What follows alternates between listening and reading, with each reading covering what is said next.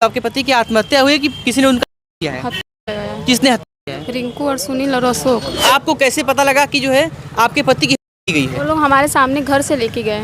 घटना के दिन, घटना 11-10 की रात में होती है। अच्छा, 10-11 अगस्त की रात की घटना है। हाँ, क्या हुआ था उस रात? उस दिन इनके अनुसार ये घर पर थी, इनके पति को घर से ले गए। चूँकि हत्या पीछे के थे इसलिए इनको शंका नहीं हुआ, ले गए।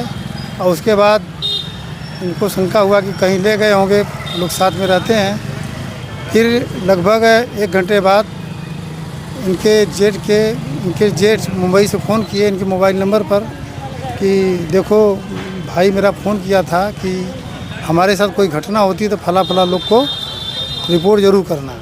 क्या आपके पति की किसी से दुश्मनी थी? कोई ऐसा द्वेष था लोगों में? नहीं, ऐसी कोई बात नहीं। बिना किसी दुश्मनी के जो है कैसे आपके पति, आप बोल रही कि उन लोगों ने जो उनको लाके मार दिया बिना किसी शक के, बिना किसी दुश्मनी लेके के? ही गए तभी ना, उन लोग लेके गए। हत्या जैसे मुकदमे में इनको 10 दिन दौड़ाया जाता है, FIR नहीं होती है।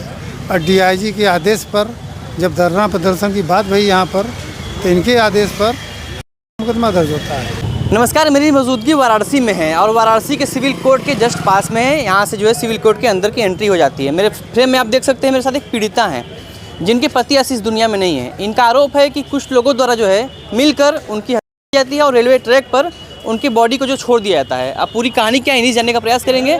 मेरे साथ जो भी एडवोकेट भी हैं जो इनका साथ दे रहे हैं और उनके साथ उनके भाई भी हैं। पूरा वाक्य जानने का प्रयास करेंगे कि मामला कहाँ का है और उसके साथ साथ जानने का प्रयास करेंगे कि वास्तव में उनकी हत्या हुई है या कुछ और ही चीज़ है। क्योंकि अभी फ़िलहाल जो है हमने ये सुना था कि थाने पर सुनवाई भी नहीं हो रही है, लेकिन जिस हिसाब से लोग कोर्ट आए हैं जो भी किए उसके बाद जो है FIR लिखा गया है। महिला से बात करने का प्रयास करते हैं। क्या नाम है आपका? पायल गुप्ता। आपके पति का नाम क्या था? शिव कुमार गुप्ता। आपके पति का जो मृत्यु हुआ है कैसे हुआ है? मतलब आपके पति की आत्महत्या हुई है कि किसी ने उनकी हत्या किया है? किया गया। किसने किया है? रिंकू और सुनील और अशोक। और रिंकू जो आप क्या नाम बताइए? 3 नाम बताइए आपने। अशोक, गौतम, रिंकू, सुनील, 4 लोग। अच्छा, 4 लोग मिलकर जो है आप बता दें कि आपके पति का हत्या की है। हालांकि दोस्तों मैं इसकी पुष्टि नहीं कर रहा हूँ, ये जो है उनकी पत्नी का बयान है।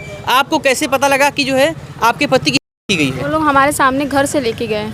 आपके पति को? हाँ, आप कहाँ थी उस समय? घर पे ही थे। आपके पति कहाँ थे? घर पे ही थे। अच्छा, आपके साथ जो ये व्यक्ति है कौन है ये? मेरे भाई हैं। अच्छा, आप ये इनके आप भाई हैं। आप कहाँ थे उस समय जब ये घटना हुई थी? मैं घर पे था। अपने घर पे थे। मेरे साथ जो है कुछ बात करें क्योंकि महिला जो है इस समय थोड़ी सी डरी हुई है, सहमी हुई है। इन्होंने अपने पति को खोया है, इसलिए बहुत ज़्यादा विशेष आपको जानकारी इनसे नहीं मिल पाएगी। लेकिन बगल में जो है एडवोकेट है जो इनका साथ दे रहे हैं, उनसे बात करते हैं कि जो है क्या लगता है आपको, जब से आप इस केस में लगे हैं आपको क्या लगता है कि ये हत्या या फिर कोई रचाई साजिश है या क्या है? बात करने का प्रयास करते हैं। सर क्या नाम पड़ेगा आपका? गोपाल प्रसाद गुप्ता, एडवोकेट। अच्छा, जो महिला का आप केस देख रहे हैं आपको क्या लगता है कि इनके पति की हत्या हुई है या फिर जो है कुछ और ही कारण है? इनके पति की हत्या हुई है। घटना के दिन, घटना 11-10 की रात में होती है।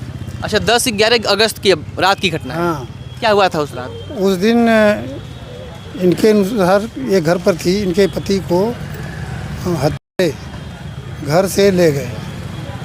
चूँकि हत्या पीछे के थे इसलिए इनको शंका नहीं हुआ, ले गए। और उसके बाद इनको शंका हुआ कि कहीं ले गए होंगे, लोग साथ में रहते हैं। फिर लगभग 1 घंटे बाद इनके जेठ मुंबई से फ़ोन किए इनके मोबाइल नंबर पर कि देखो भाई मेरा फ़ोन किया था कि हमारे साथ कोई घटना होती तो फला फला लोग को रिपोर्ट ज़रूर करना। उसके बाद घबराए हुए थे वो। फिर ये घर वालों को बोले कि ऐसी ऐसी बात आई, फ़ोन आया वहाँ से, ज़रा देखिए। तो लोग तलाश करना शुरू किए। तो रात में लगभग 1-1:30 बजे रेलवे ट्रैक पर शिव कुमार गुप्ता की सिर कटी अच्छा, सिर कटी हुई मिली? कटी अच्छा, के पास गांव के लोगों ने देखा कि 2 मोबाइल पड़ी थी। एक एंड्रॉयड मोबाइल थी और एक कीपैड मोबाइल थी। कीपैड मोबाइल जो शिव कुमार गुप्ता की थी। उसके बाद पुलिस वगैरह आए। फिर थोड़ी देर के बाद देखा गया कि एंड्रॉयड मोबाइल गायब थी। तो उस बात को लेकर के शंका जाहिर हुआ कि नहीं हत्या की गई। और सिर का फ़ोटो मौके पर मिला। फिर बाद में सिर भी गायब हो गया। जैसा कि मैंने आपको बताया कि फ्रेम में जो महिला दिख रही है इनके पति की, ये कह रही कि हत्या हो गई है। इनसे आप जानने का प्रयास करते हैं क्या आपके पति की किसी से दुश्मनी थी, कोई ऐसा द्वेष था लोगों में? नहीं, ऐसी कोई बात नहीं। बिना किसी दुश्मनी के जो है कैसे आपके पति, आप बोल रही कि उन लोगों ने जो उनको लाके मार दिया बिना किसी शक के, बिना किसी दुश्मनी लेके के? ही गए तभी ना, उन लोग लेके गए। क्या जैसे मैं कह रहा हूँ, ये कह रही कि मेरे पति की किसी से कोई खास दुश्मनी नहीं थी, उसके बाद जो है 4 व्यक्ति मिलकर इनके पति को क्यों मार देते हैं, क्या कारण हो सकता है? ये घबराई हुई है, पैसे के लेन देन को लेकर के इनके पति की हत्या हुई है। अच्छा, पैसे का लेन देन को लेकर विवाद था, उसी को लेकर हुआ है? हाँ, एक दिन पहले बात था। अच्छा, 9 तारीख को आप बोल रहे कि विवाद था लगभग? 10 तारीख को ही श्मशान घाट पे लोग गए थे, उसी जगह विवाद था। देखिए अभी फ्रेम में जो है महिला जो उनके भाई भी हैं, इनसे जान लेते हैं कि इनको क्या जानकारी है। आप घटना के बाद पहुँचे तो आपको क्या जानकारी प्राप्त हुआ और आपसे लेकर आप तक जो है आपको क्या लगता है, जो भी आपको जो है मतलब कार्रवाई हुई है पुलिस प्रशासन की तरफ से, आप लोग संतुष्ट हैं कि नहीं अभी तक? अभी तो जाके उतना कुछ मिला नहीं है।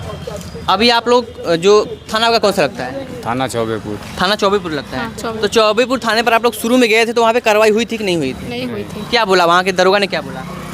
अभी लिखा ही नहीं, कुछ नहीं लिखा? नहीं बोला भी। उसके बाद आप लोगों ने क्या किया? हम लोग दौड़ते धूपते यहाँ वहाँ दौड़े, कोई सुनवाई नहीं हुआ। फिर यहाँ कचहरी आए तो डीएम ऑफिस यहाँ पे आए हैं। तो अच्छा, एडवोकेट्स हैं, उनसे जान लेते हैं। सर, जब ये लोग जो है, इन लोग को लगा कि मेरे पति की हुई है तो ये लोग जो है चौबेपुर थाने पे जाते हैं, तो यहाँ पे एसओ भी होंगे और दरोगा भी होंगे, तो उन लोग द्वारा जो एफआईआर क्यों नहीं लिखा गया, क्या कारण था? अब जो भी कारण हो कि वो लोग एफआईआर नहीं लिखे, और योगी आदित्यनाथ से हम ये कहना चाहते हैं कि एक तरफ कहते हैं कि जीरो टॉलरेंस है, जीरो टॉलरेंस की बात करते हैं, लेकिन थाने पर हर आदमी, पीड़ित आदमी ही थाने पर जाता है, तो वहाँ उसकी एफआईआर, हत्या जैसे मुकदमे में इनको 10 दिन दौड़ाया जाता है, एफआईआर नहीं होती है। और डीआईजी के आदेश पर जब धरना प्रदर्शन की बात हुई यहाँ पर, तो इनके आदेश पर मुकदमा दर्ज होता है। तो मेरा कहने का मतलब ये है कि अगर थाने वाले ईमानदारी से काम करते तो उसी दिन एफआईआर दर्ज करके। फिलहाल आरोपी गिरफ्तार है कि नहीं गिरफ्तार है?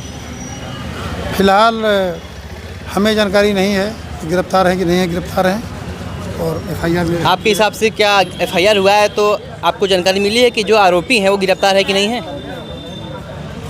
नहीं, आरोपी अभी तक नहीं पता। अभी नहीं। मतलब अभी तक देखिए, मैं एक बात कहना चाहूँगा, खासकर चौबेपुर थाना से, मैं भी वहाँ आता जाता रहता हूँ।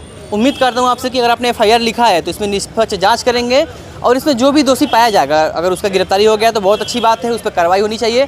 अगर गिरफ्तारी नहीं हुआ है तो एक महिला है, पीड़ित महिला है, समझ लीजिए कि गरीब महिला है, ये कहाँ का भटकेंगे, इनके पास उतना पैसा भी नहीं होगा कि जो है दौड़ के हर जगह जाकर जो है अपने पति के इंसाफ के लिए लड़ सके। तो उम्मीद करेंगे आपसे कि एक पीड़ित महिला का, एक जो आज खुद जो है एकदम असहाय है, उसकी आप सहायता करेंगे, और अगर आरोपी सच में जिम्मेदार है उस चीज़ का तो उसके ऊपर जो है जो भी केस होता है उसको लागू करके उसके ऊपर जल्द से जल्द कार्रवाई किया जाएगा। बाकी महिला जान लेते हैं, आप क्या मांग चाहती हैं मैडम? जैसे आपके पति इस दुनिया में अब नहीं है, आप रोइए मत, पहले आप क्या मांग चाहती हैं, आप क्या नया चाहती हैं? बस मुझे इंसाफ चाहिए। इंसाफ में आप क्या चाहती हैं? जैसे मतलब आपके पति के जो दोषी हैं उनके ऊपर क्या कार्रवाई होनी चाहिए? आप भाई हैं, अभी तो ये डरी हुई थोड़ी सी हैं, समझ नहीं पा रही हैं, हालांकि पति इन्होंने खोया है। आप एक आपके एक जीजा थे वो, उनके लिए अपनी बहन के लिए क्या मांग करना चाहेंगे? अब क्या कार्रवाई होनी चाहिए उन लोग के ऊपर? उनको फांसी दिया जाए। जी मैम, फांसी दिया जाए। अच्छा, आप फांसी की मांग चाहती हैं? हाँ। वकील साहब, इसमें क्या होना चाहिए? आप भी जो है कोर्ट में आ रहे हैं, देख रहे हैं, हर चीज़ को समझ रहे हैं, इस केस में क्या होना चाहिए? अगर आरोपी ने सच में कृत्य किया है तो क्या होना चाहिए? जो बीएनएस की धारा के अनुसार है उस अनुसार तो आजीवन कारावास या फांसी लिखा हुआ है उसमें। जी, अब आगे फैसला देना तो कोर्ट का काम है। फिलहाल एफआईआर हो चुका है, तो मैडम के पास जो है एफआईआर की कॉपी भी है, हालांकि हम उस चीज़ को आपको नहीं दिखा सकते क्योंकि ये जो है एफआईआर जो है उस थाने से रिलेटेड है, इसलिए सोशल मीडिया पर इसको नहीं दिखा सकते। लेकिन फिर भी आप देख लीजिए, इनके हाथ में जो ये एक फ़ाइल है, इसमें एफआईआर हुआ है। अब एफआईआर में कौन सी धारा लगी है, कौन सी नहीं लगी है, इसकी अगर आपको जो है पुष्टि चाहिए तो एक बार आप जो है थाने पर संपर्क कर सकते हैं, या फिर जो है मेरे माध्यम से आप पर्सनल मुझसे जो है देख सकते हैं। बाकी इस वीडियो में यहीं तक रखते हैं। मेरे साथ अभी जो एक पीड़िता हैं जो कि अपने पति को खो चुकी हैं, उनके जो है न्याय के लिए लड़ रही हैं, आगे कोर्ट तक आ चुकी हैं, डीएम के पास गई, उनसे मुलाकात की इन लोगों ने, वहाँ से आश्वासन मिला है और अब जो है एफआईआर हो चुका है। उम्मीद करते हैं कि आगे जो कार्रवाई होगी बेहतर होगी। बाकी इस वीडियो को शेयर कीजिए। हम अभी जो है वाराणसी के सिविल कोर्ट के पास में खड़े हैं और यहीं से जो एंट्री शुरू हो जाती है। बाकी वीडियो आपको कैसा लगता है, हमारे प्रयास कैसा लगता है, आपको एक बार कमेंट जरूर कीजिएगा। धन्यवाद।